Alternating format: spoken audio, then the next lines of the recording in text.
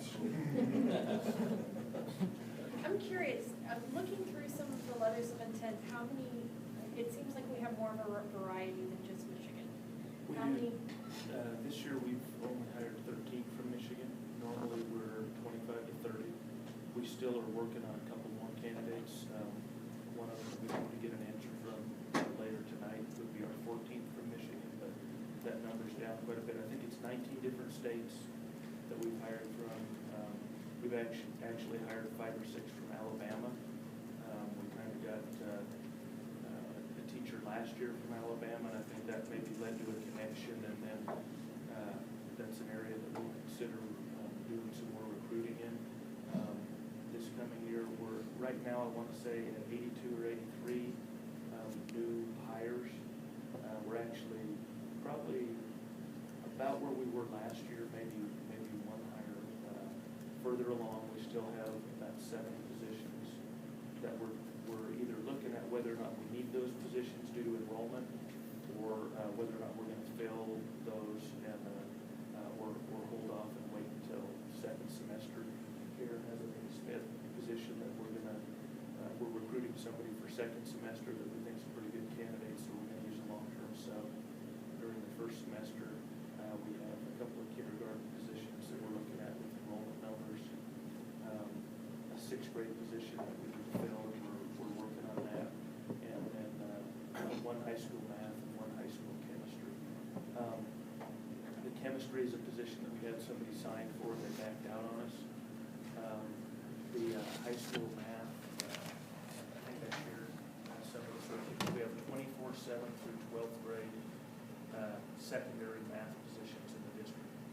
14 of those came over this summer. So a very high number there, and we knew immediately that one of the positions we wouldn't fill because of enrollment numbers at the high school.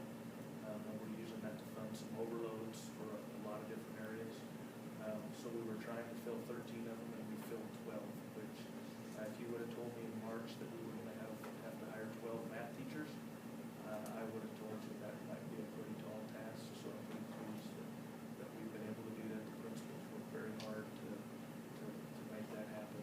And so again, I'll give you a complete report probably in September or October, but I think we're actually slightly ahead of where we were in the time we get done here over the next week or so. We'll be a little further ahead than what we were last year, and then we'll try to fill in what's still left at semester time. Last year I think we hired 6 people at semester time. This year I don't think we even hired quite that many. But astute observation, because Michigan's been down for us, we're going to look into why. Just a curiosity question from the press. I mean, after reading the press on certain school districts in Kansas having trouble with visas and green cards and that kind of thing, do we have any issues like that? We do. We have a few of our teachers that are still going through some of the immigration processes to keep their work authorization current. Nothing that's at the crisis level at this point right now, but I'll give you an example.